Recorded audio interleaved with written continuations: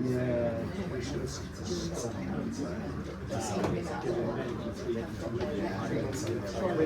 welcome everybody. Thank you so much for coming. We have a genuinely packed room. We're actually having to turn people away because we don't have more space, so we will make a note of that. When everyone said people wouldn't be coming, it turns out that's definitely not true, is it? As everybody wants to be part of the conversation. So thank you for choosing to join us today, as there's lots going on in conference.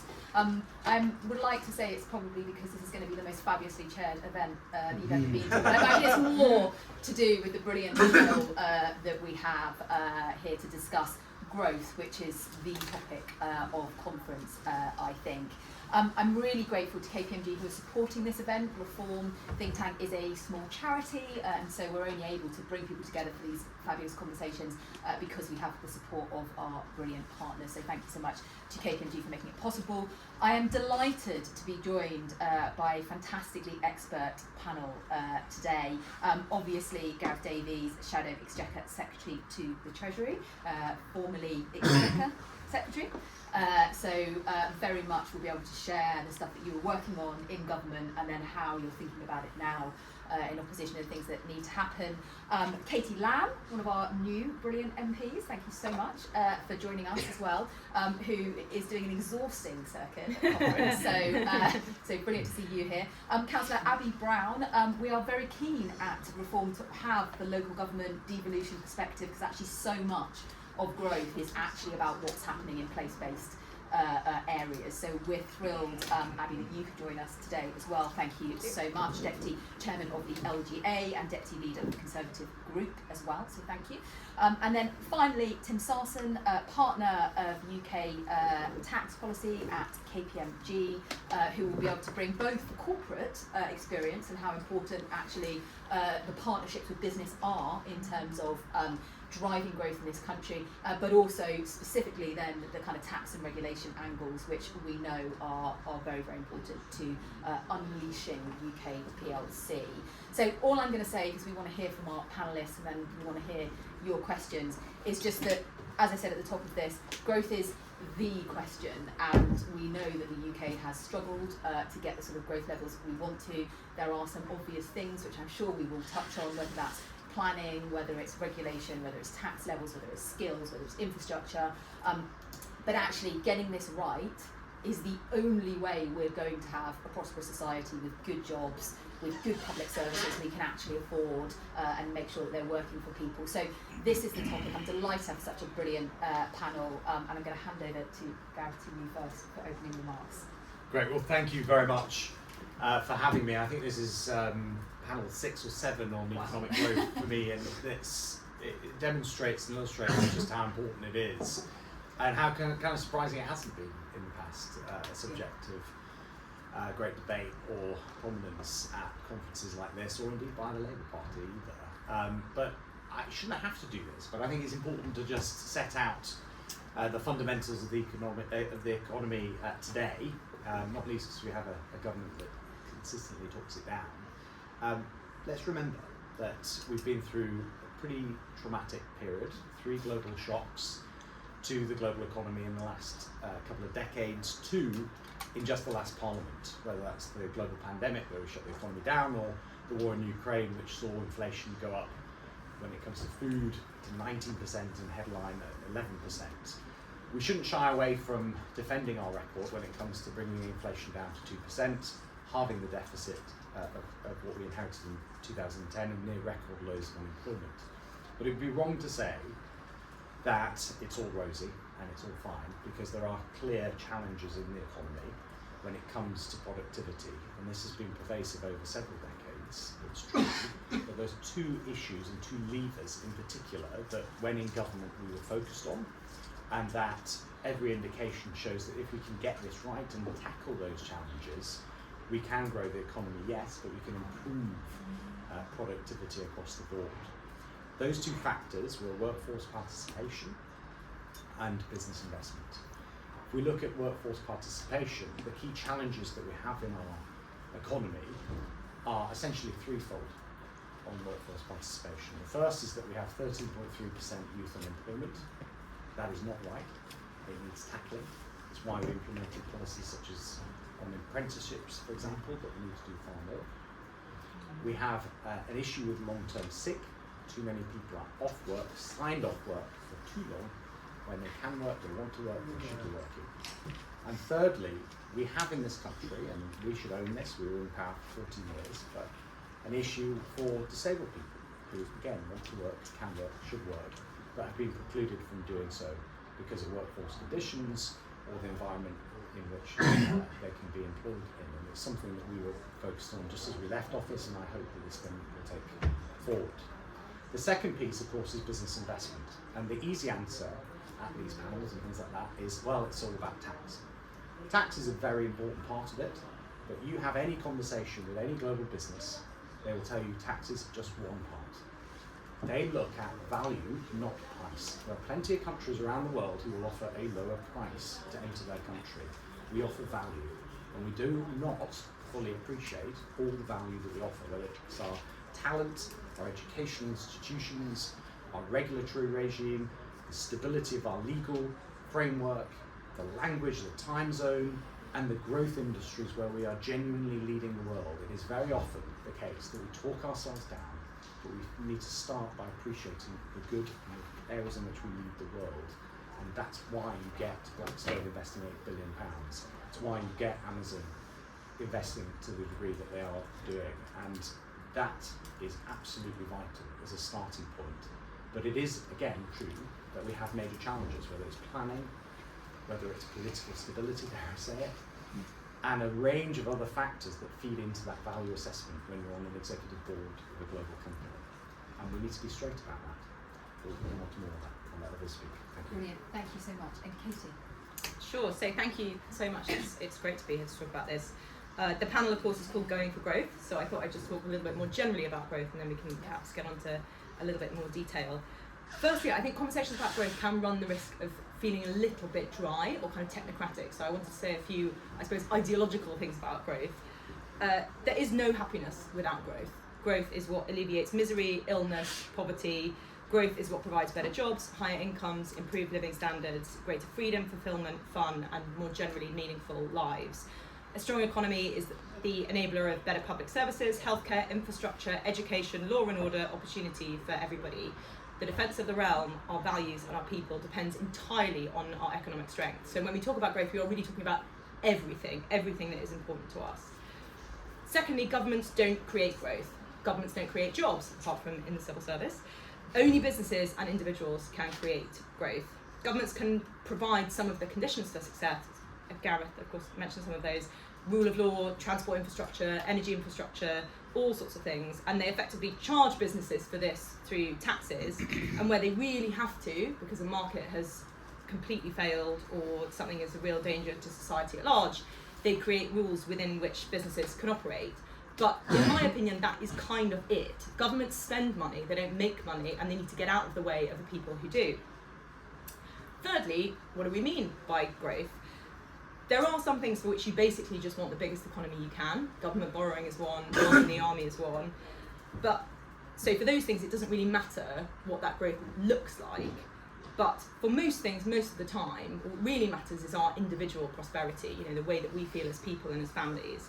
So GDP per capita, the size of the economy per person in the UK, is, I think, the best measure for us to use, and arguably in dollar terms, so we can compare the strength of our economy to the strength of the economy of other countries. And I think we have to be honest about the fact that in those terms, things are not going that well. Gareth, of course, is right to say that the economy has been battered by various external shocks, and there are very much things that the Conservatives can be proud of having done to help weather those. But since the global financial crisis, UK GDP per capita in dollar terms is somewhere between flat and down 10%.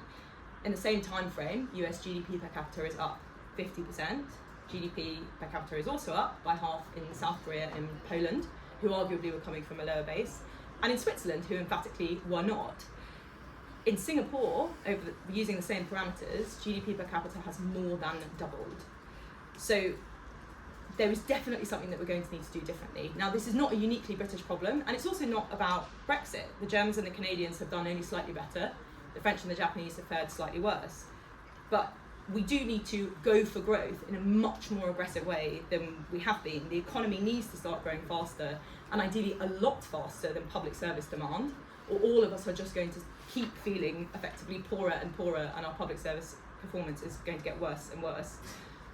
You don't need me to tell you that the Conservatives just lost the general election very, very badly, in fact, and for various reasons we have sadly put a couple of dents, I think, in our reputation for economic management. So I think we have to be honest about that and humble about that. And we also probably shouldn't be thrashing out, a detailed policy platform right now, because we're not going to be in a position to do anything about that for the immediate future. But there are some things that I think that we'll need to work out. A couple of them Gareth has already touched on. I won't go into those in detail. Taxation, incentives for investment. I think full expensing was a great change. You can imagine that being expanded to a couple of other things. Some things we might need to undo. I dread to think what's coming for capital gains tax in the budget, for example. Employment law and rules. Again, I think our current system is quite good, so that may well just be a case of returning to that whenever it is we might be lucky enough to be returned to government. I think we need a much more commercially focused immigration policy. Large volumes of low-skilled immigration have disincentivised and diluted investment in automation and in skills and in training, and as well as depressing wages. This is perhaps the most crucial area for that distinction between general GDP and GDP per capita that I was talking about earlier. At the same time, I have far too many businesses who say to me, I can't bring these people to the UK. Very highly skilled, very highly qualified data scientists, physicists, people that we obviously need because of the bureaucracy of the visa system. So both of those things are wrong. We're going to have to fix it from both ends. And finally, deregulation, which I think takes lots of forms. The economy is very highly regulated, and that creates costs both directly and indirectly. Without abundant cheap energy, it's difficult to see that we can grow the economy anything like as fast as we would like to, without some changes to planning, and particularly planning for businesses. And then there's hundreds and hundreds of tiny rules and cliff edges and disincentives to grow that will need to be kind of painstakingly removed. Thank you so much. Lots in there. Abi? Thank you, and it's great to hear the enthusiasm to hear the voice of local government. Similar to Gareth, this is probably about my 7th panel, all talking about economic growth. And for me it's a really interesting time because I'm a regular speaker at conference, but often it's just an opinion, whereas I feel at the moment where we are, particularly as a party, this is a real conversation that's going on. So I'm afraid if you've seen me already over the last 2 days, I'm going to say things that you've probably already heard before, which is around the role of local government and where I think that we are playing a part, particularly as Conservatives, in what happens in our party moving forward. And I'm always very minded when I was the Deputy Leader and then the Leader of Stoke-on-Trent City Council about our role engaging with the business community and in supporting growth, and the role of the public sector in creating the conditions for businesses to thrive. We are not just a delivery arm of government. I was never there as leader to just be told what to do by somebody in Whitehall who actually didn't know where my place was, had never visited and not really had a conversation with me. And I think that that's the moment certainly that I see us in at the moment as a political party, and that it's actually a two-way conversation that we need to be developing with our parliamentarians. And 3 reasons behind that I would say from a local government perspective. I think the first is building on that very conservative principle, for those of you who remember John Major talking about subsidiarity and moving decisions to the lowest and most appropriate level. And therefore that role of place for local authority, councillors like myself, and how that then interacts with our MPs and upwards into the parliamentary party. And of course when we talk about devolution as well, there is that opportunity to get into that.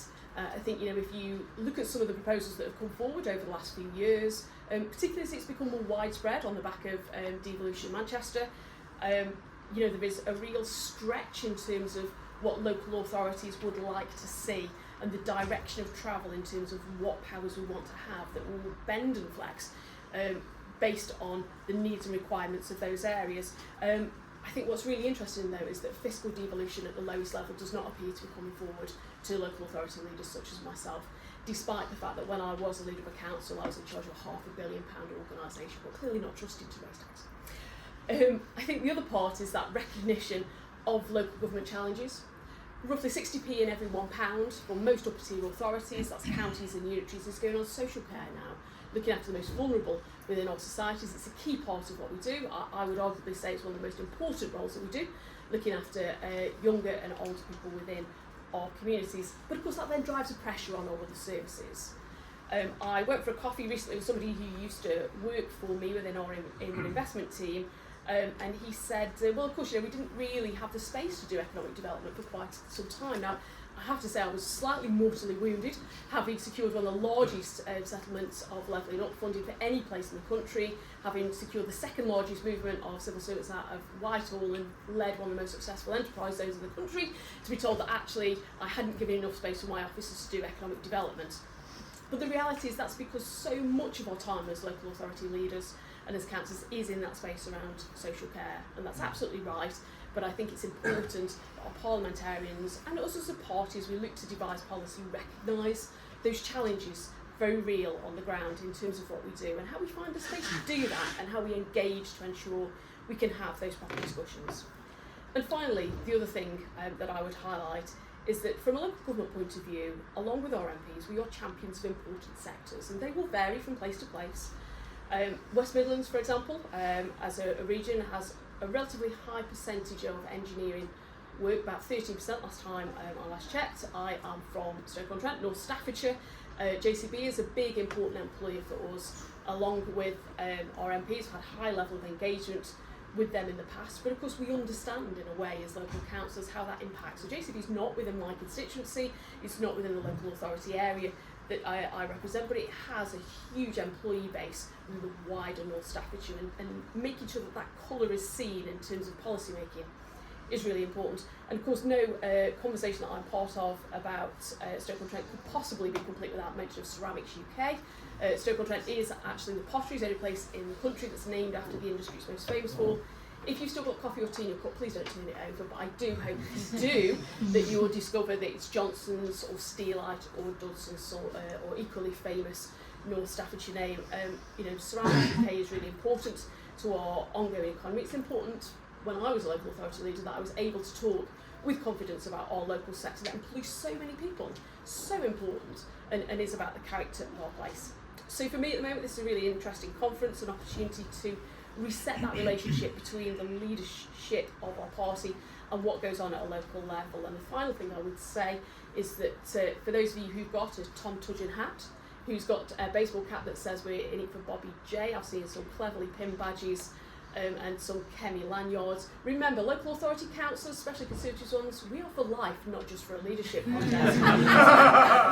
So please do go back and feed that back to your leadership contenders, that engagement with local government, of which there's 5,000 of us, this is just over 121 MPs, is incredibly important, and we're really keen to have that conversation. Thank you. Thank you so much. And Tim. Thanks. Very interesting hearing the three speakers. I think I agree with 95% of everything that people have said. I come at this, I suppose, from the perspective of someone who spends most of my time advising multinationals who have a choice, and they have there are two important choices when it comes to business investment in particular. One of them is whether they invest in the UK or somewhere else. And I think sometimes we get a bit too hung up over that question. Is it the UK, is it Ireland, is it the UK, is it Switzerland, etc. And the second one is whether they invest in the UK or they just don't invest at all, which is a very important, equally important question, possibly more important, with something that, for example, if you look at tax policy that Full Expensing was looking to deal with. But as part of that job, when I'm sort of casting my eye over all of the different economies that my clients work in and the conditions they work under, I think one important point to remember is that the UK is an extremely attractive place to invest, to make your headquarters, your regional headquarters, to employ people. It has got a lot of things going for it, which we do down at our peril. I also agree about the sort of tone set by the new government is the wrong tone. At a time when they should be celebrating their victory, they should be sort of talking up the country. There are certain things that are unique to the UK, in particular our strength in the creative industries, in fashion, in a lot of the sort of the soft service sector. I also think that the focus on growth is a little bit sometimes too much on manufacturing and on things that we perceive the Germans, the Americans, the French is doing better than us. Actually, we're very good at that, and it's one of the reasons why business investment hasn't looked quite so good over the last couple of decades, because for human capital intensive economies, you don't actually need as much business investment as you do for capital intensive economies. It's just it's a balance sheet point. But I would say one other thing that I think is really important when we're looking for prescriptions, and that is that there is no one perfect exemplar out of there of an economy that we should be like. And if I take a few examples of economies that are often pointed to by people left, right, centre as something we should aspire to, each of them have their own unique sort of factors, and we can take the best of, but we shouldn't try to copy them. So if I take Singapore, we talk about making UK Singapore in terms. I would say Singapore is sort of London on the Straits of Malacca. Essentially, you can't do that in a country the size of Britain. London is already pretty much up there with Singapore in terms of an attractor of talent, airport hub, etc. Denmark, as they've had pretty good social policies for a long time. They've had government involvement in investment. They've been very good at managing the energy transition without costing business. But they've also got extremely lucky that Novo Nordisk, one of their national champions, invented a weight loss drug, which has massively increased their GDP. So you can't just replicate Denmark. The Americans, since the late 90s, have essentially, without telling anyone, become the world's largest oil producer, and have got energy costs for manufacturers that are just way, way lower than anywhere outside the Middle East, essentially, and they've been able to spend that windfall. We like to think it's because of the entrepreneurial spirit of Silicon Valley and so on. A lot of it is about two things. It's about the sheer scale of their economy and their market, which means they're able to specialise, so that you can have a very well developed oil industry around Houston in Texas. This is completely independent of and separate from the Silicon Valley tech industry, but in the same country. And the second one is they've got low energy costs. And then finally, a lot of countries, one thing they do much better than us, we're one of the worst in the world at this, I absolutely agree with you on this, is proper devolution of decision making, including fiscal devolution. I think it's one of the solutions, for example, to the NIMBYism problem that we have. If local government or local council has got a financial interest in building the infrastructure that will then bring in the income that it can then use to spend on public services, then you can imagine that's going to sort of tip the balance a little bit in whether it's going to decide to be pro or anti-development. And you see that repeatedly. That's one area where France is extremely good. Very centralised at the metropolitan level in Paris, but actually, in terms of local government, very decentralised, a lot of autonomy. Okay, it brings the risks of postcode lottery, etc., but I think the benefits are worth it. Final point is that we can also look elsewhere to examples of what to avoid, because I think there are quite a few things we could find ourselves talking ourselves into that will be bad news and where others have gone before, and Japan is a very good example of this. Let's not let our demographics, unfortunately at the moment they're not, let's not let our demographics go in the same downward spiral as Japan. Let's also not get so obsessed with the idea that consumer spending is bad and that consumer saving is good, that we encourage everyone to do what they do in Japan, which is basically plough all their spare money into safe, low-yield investments, often in government bonds, which means you get this death spiral. Actually, we need consumer spending, particularly since COVID. We need people to start sort of cheering on the economy a bit and spending themselves. So a few points there, and I've avoided tax to start with. No, that's brilliant. Kind of avoided tax. We did have fiscal devo a little, so we might come back to that. Thank you so much. That is a brilliant set of opening remarks. I am going to indulge my position as chair and ask just a couple of questions first. So please do be thinking about your questions, and I will come to you guys in just a moment. I'm going to come on to the fiscal devolution question in a second because obviously it came up. But I wondered, Gareth, if I could pick up on, you mentioned growth industries and the fact that actually we're incredibly strong in certain sectors, and perhaps we don't champion them quite as much. But it is interesting then listening to the point that Tim made that, those countries that have a kind of a real sort of specialism or expertise or kind of advantage, if it's oil, I suppose is the way you put it, can't magic that somewhere. But how do we connect having some, really impressive growth sectors and yet not quite have tipped over into the sort of level of growth in this country that we want to see?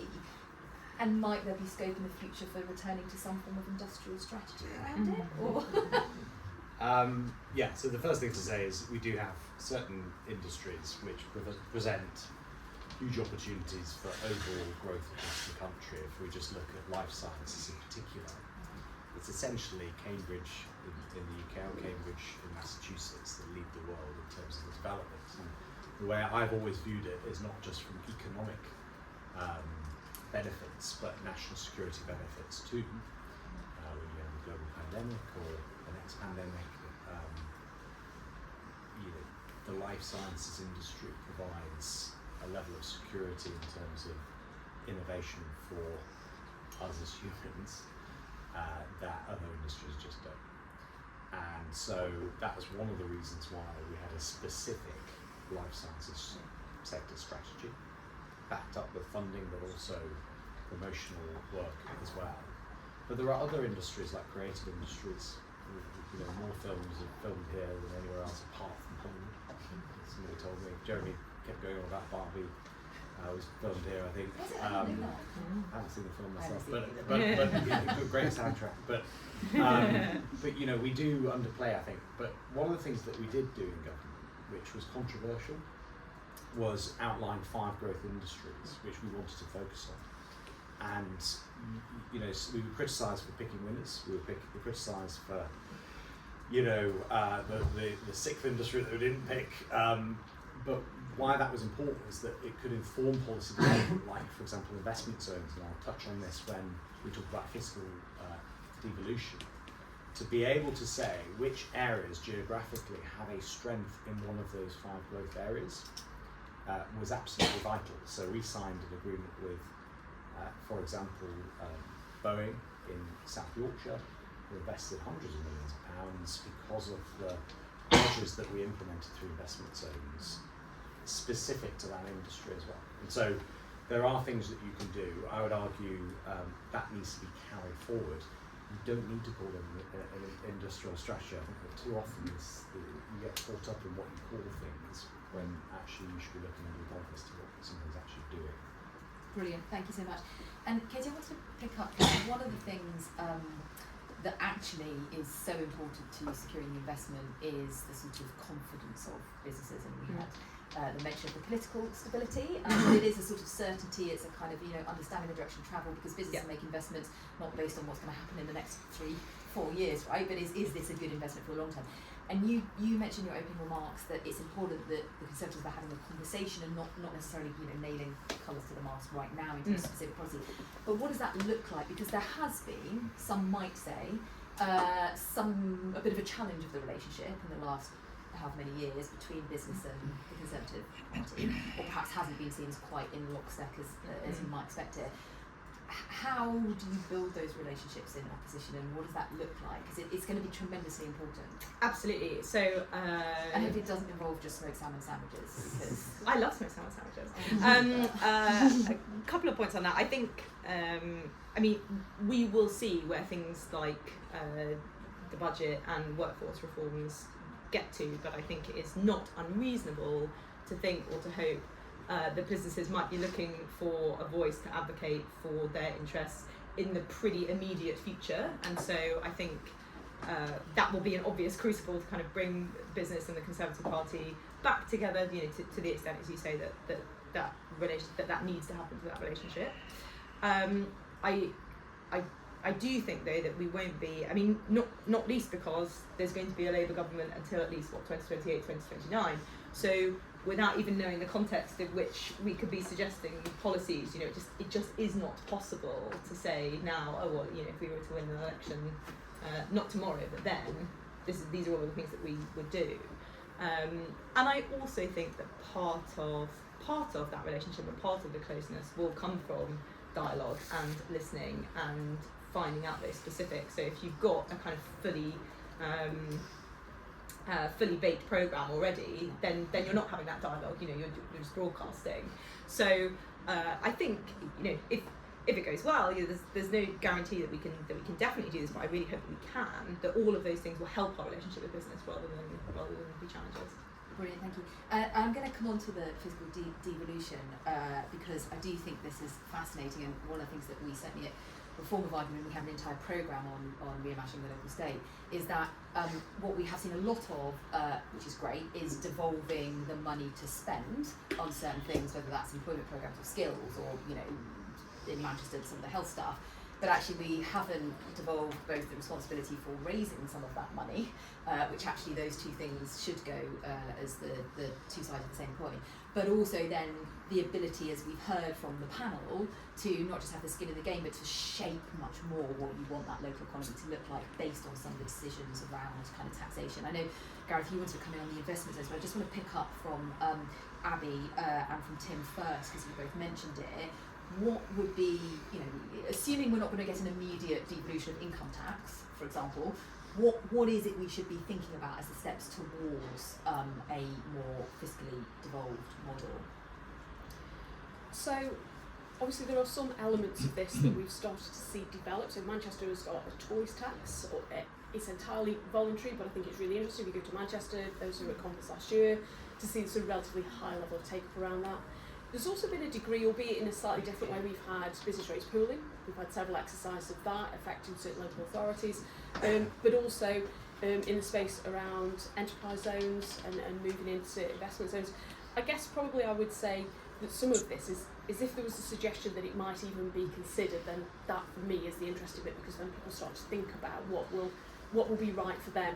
You know, there are a couple of other areas considering tourist taxes around the sort of Bournemouth area. I think there's currently a vote for their business improvement district on things like that. But I think some of it then is a wider conversation and a wider thought for us as we think about going back into government at some point. I secured an enterprise zone in Stoke-on-Trent, exceptionally proud of it, and I remember the civil servants saying to me, well done, but you know you'll never develop anything. And you kind of, well, you know, okay, but you know, I'm a woman who loves a challenge, so I obviously set out to make sure that I did, and today we've developed huge ways of it and transformed lots and lots of brownfield sites into new businesses and new jobs. But Stoke-on-Trent is not a high-wage economy, and the challenge that I had then was wanting to continue with those benefits that we had as an enterprise zone, but of course based on Treasury rebook, there was almost no return on investment. But actually the return on investment has to be more than cash for someone like Stoke-on-Trent, because we're never going to be able to compete with Myra, which is, you know, one of the most famous enterprise zones. But actually from a societal point of view, the return on investment was huge for us. It transformed pieces of land that had stood derelict in very public locations for people to see businesses and jobs come forward, and you almost can't put a price on that. And I think this is the space that we need to get into. You know, opposition is pretty miserable, but the reality is it does give us the space to start to think about some of these things and to think about what's going on and the ideas, rather than the sort of funnel of government where it's the pressure and getting into there.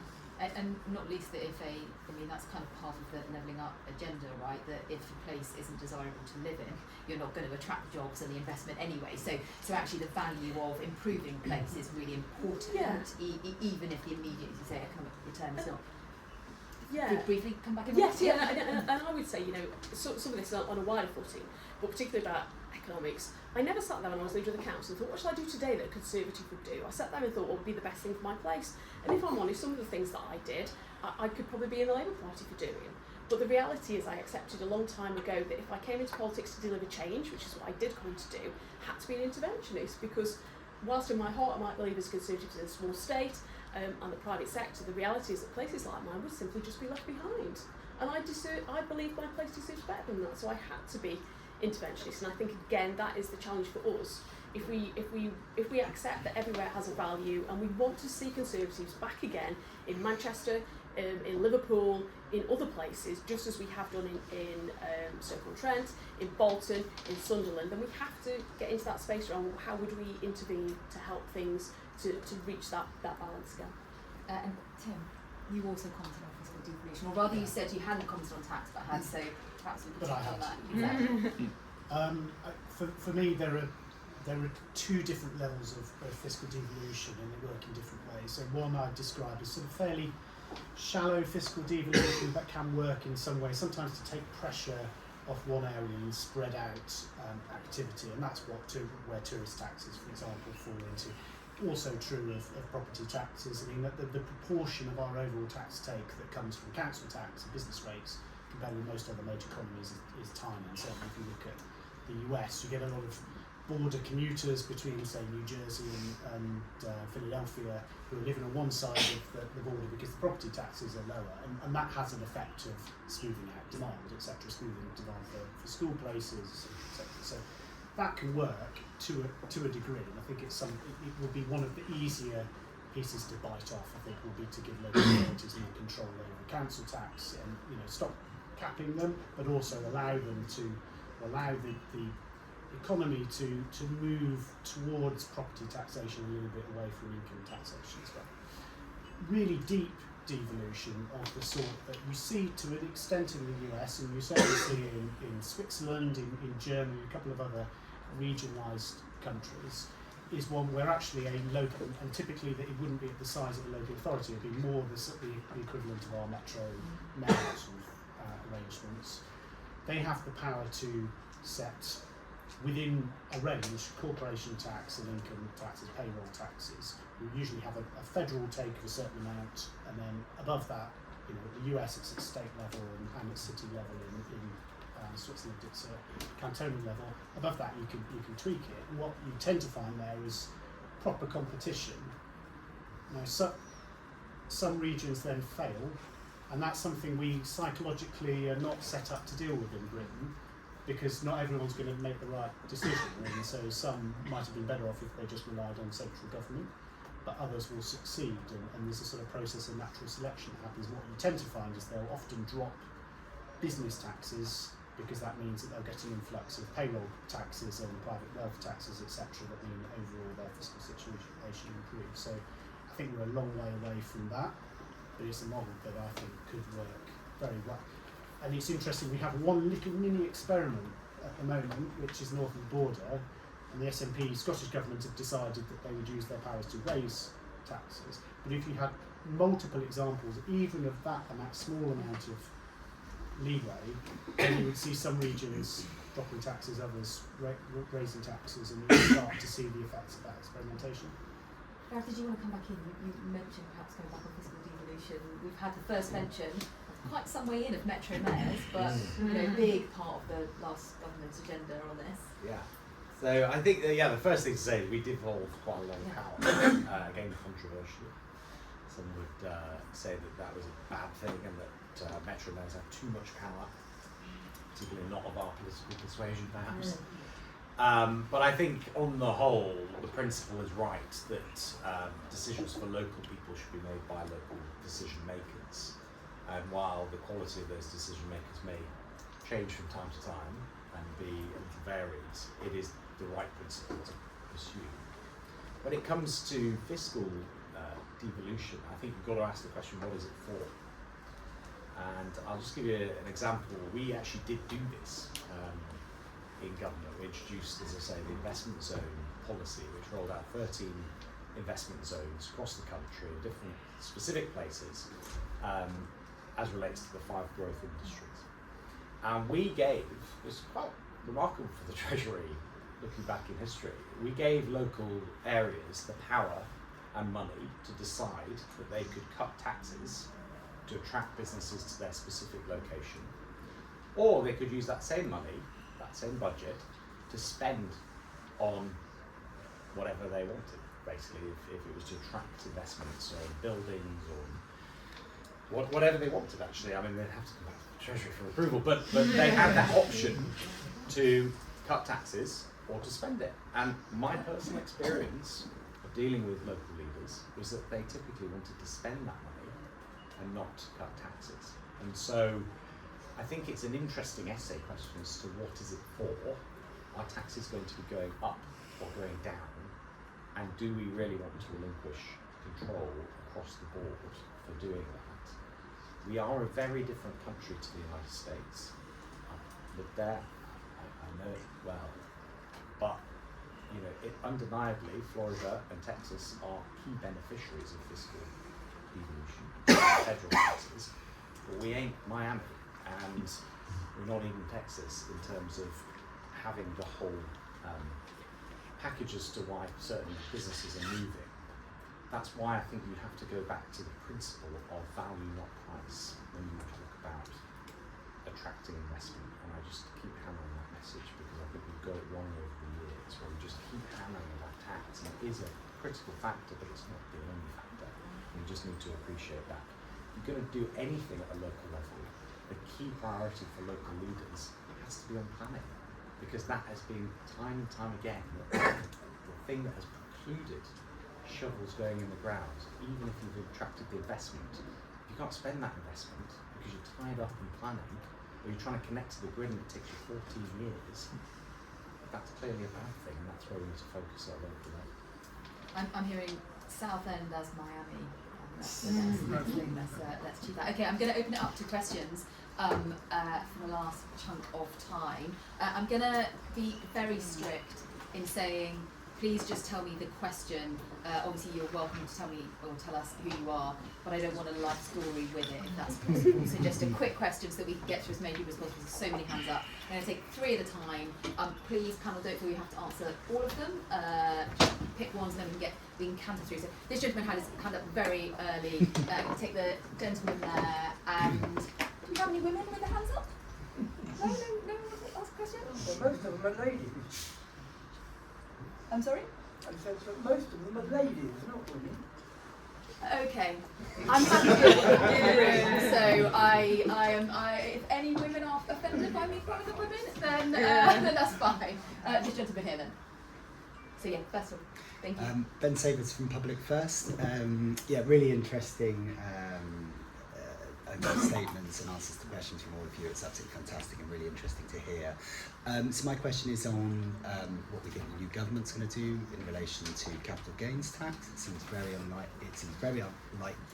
likely that that's going to increase potentially in line with income tax. What do we think the impact is going to be with those changes, if indeed they do happen? Great, thank you so much. Brilliant. And the gentleman that's just there.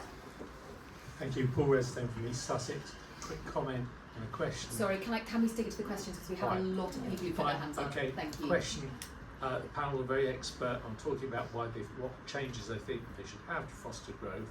Do we actually know about that through talking to businesses, from understanding why they've stayed or why they've invested, or is that just based on assumptions? Great question. Thank you so much. And the gentleman just here.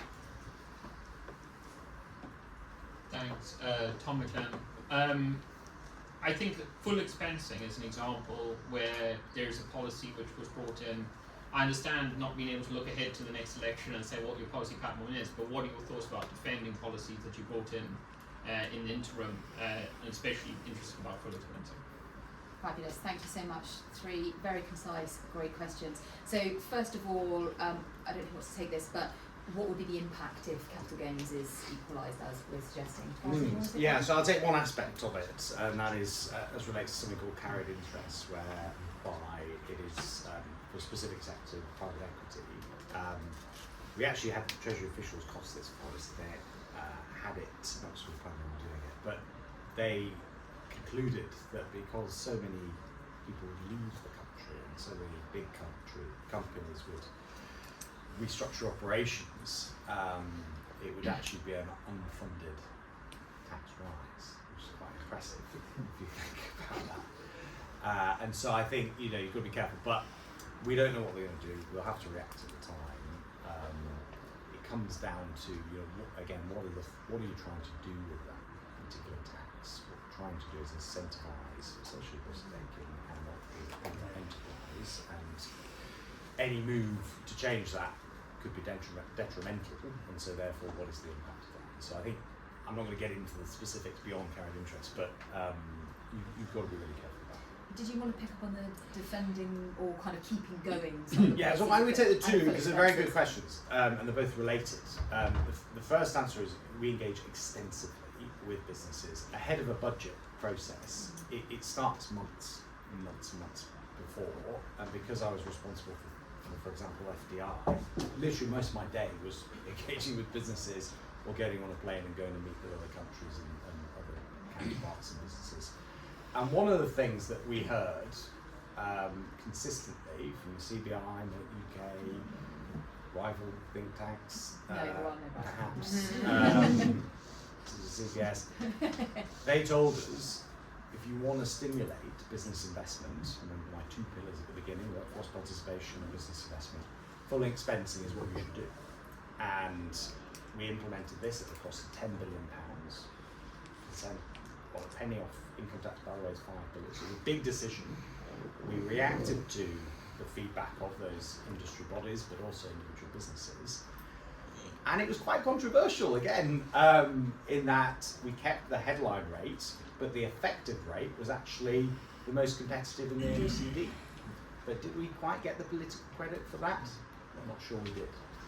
And so I think there is a debate as we go through this review and build process, rebuild process, to say sometimes you've got to play the politics as much as the policy.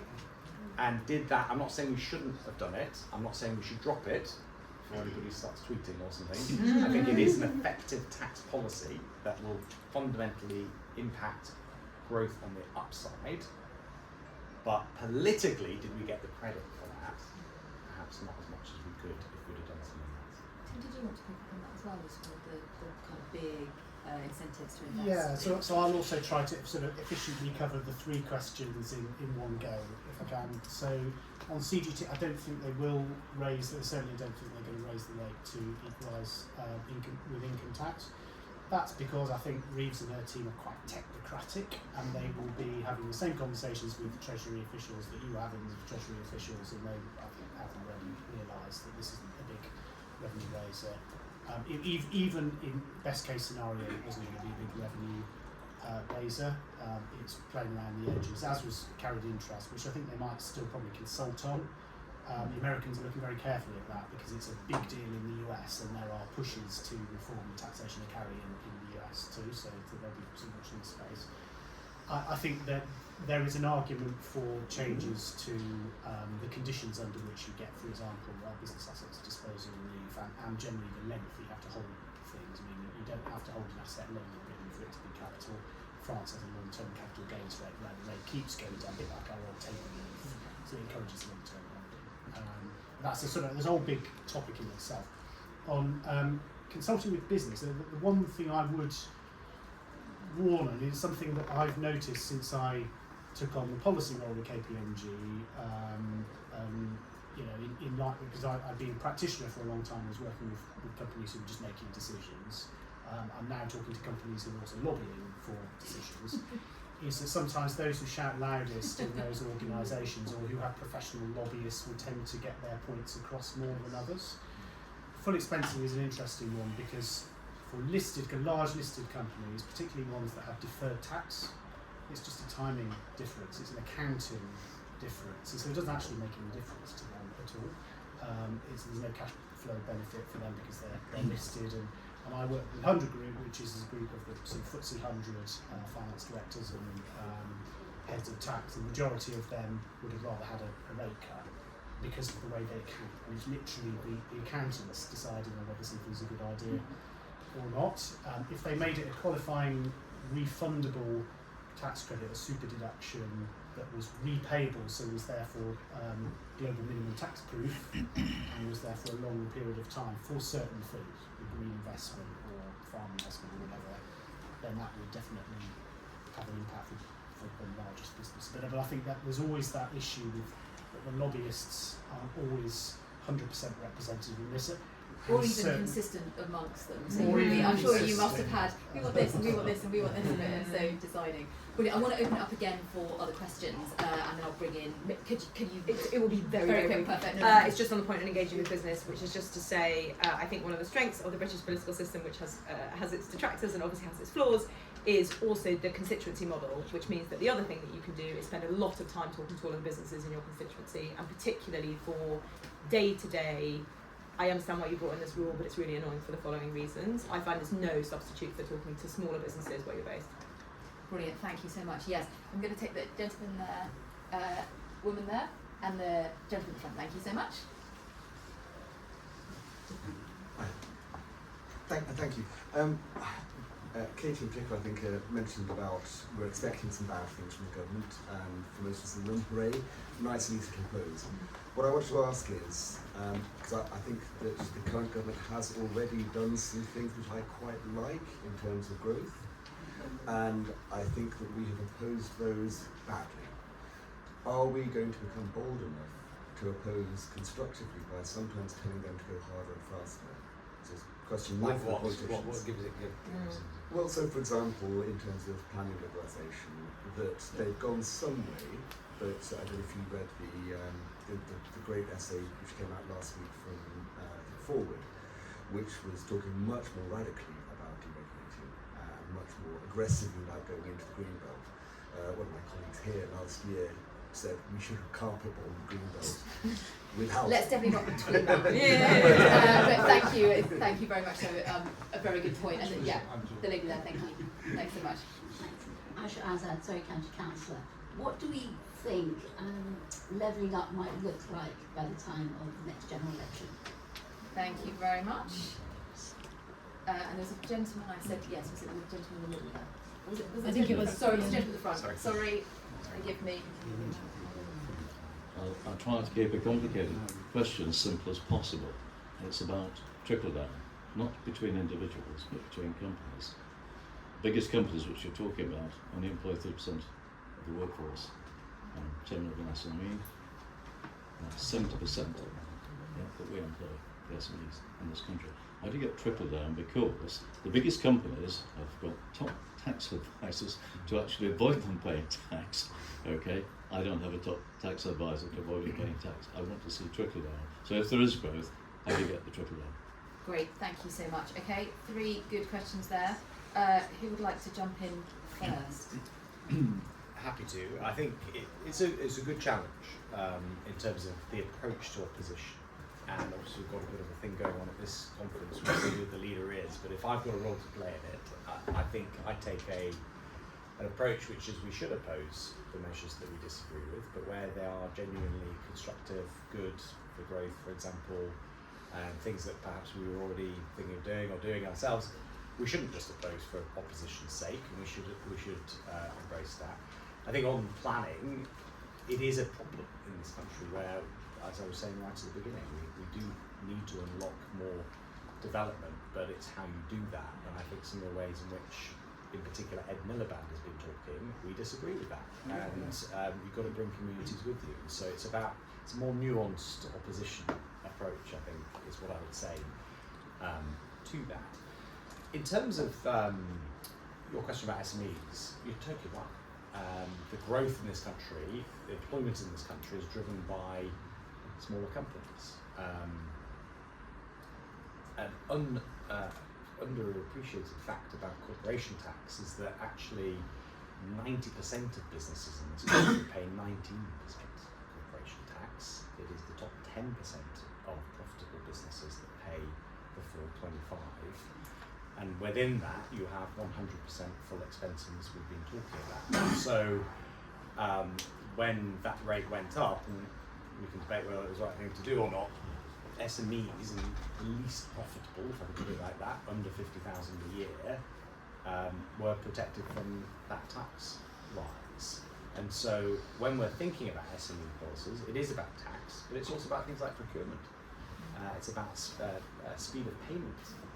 It's about regulation of net zero regulation in particular, which is easy for big companies to implement, but very costly and difficult for small businesses to implement. And so it is about more than tax, as I keep saying, but there are provisions, and there have been provisions for small businesses. Or if you look at our high street, we implemented a 75% rate relief for small businesses on the high street to boost high street businesses. I could go on and on, but that's the... If I could respond with one point. Sorry, no, I do want to get done with very little time left. Sorry.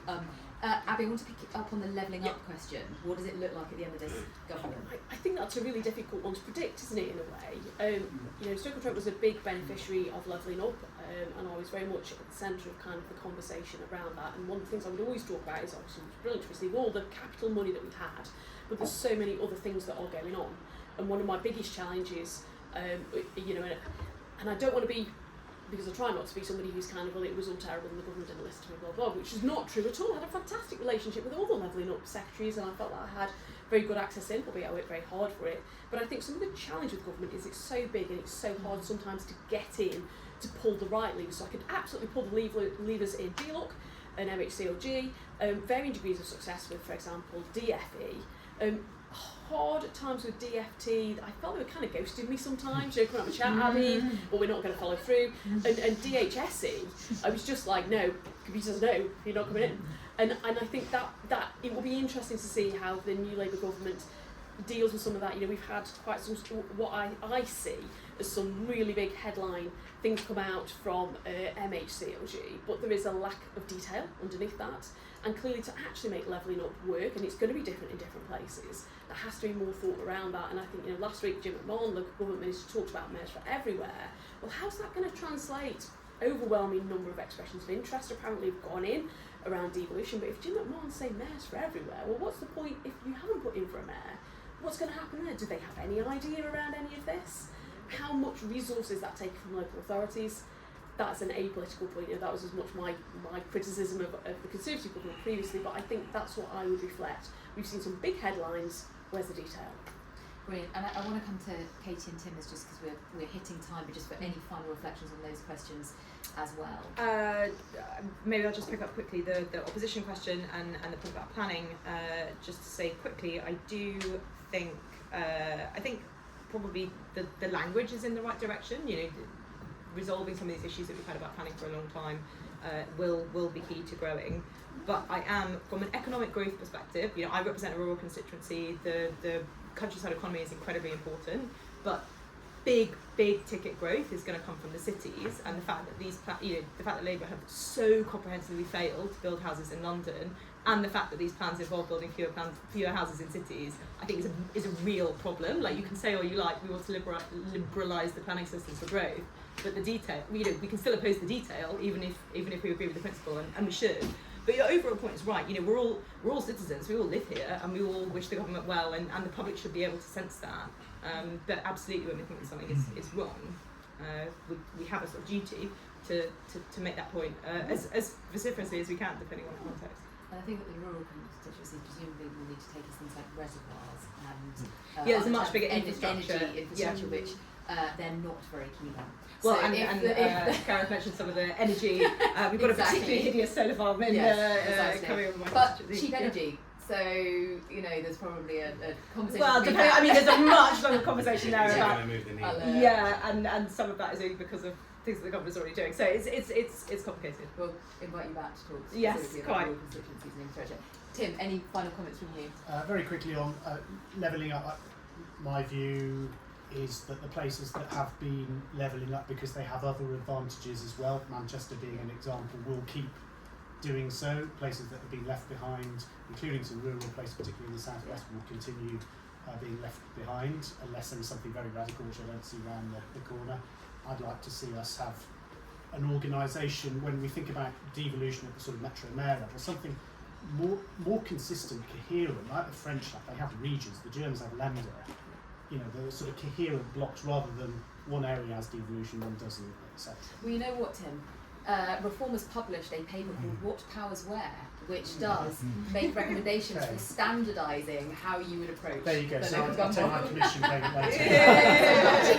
And just a final comment on, so 99.9% of what we in the big tax advisory firms do for large companies, and by the way, we advise a lot of SMEs too, is helping them comply. And actually, I think the issue for SMEs is that those largest companies have got the resources to be able to comply with an ever-growing amount of, and it's not just UK, it's at European level, it's at OECD level, it's everywhere, and we're by no means the worst country for this stuff. They can do that, it costs them money, but they can do it.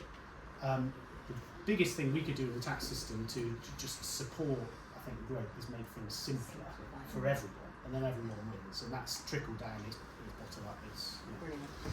Thank you. Well, if you do want to hear more about rebuilding from the regions, we have a former Conservative Metro Mayor, Andy Street, joining us in here in an hour's time, so we continue this conversation and understand what that Metro Mayor model would look like and what the future might look like. But otherwise, thank you so much for joining us, and it's been very warm in the room. So, and thank you for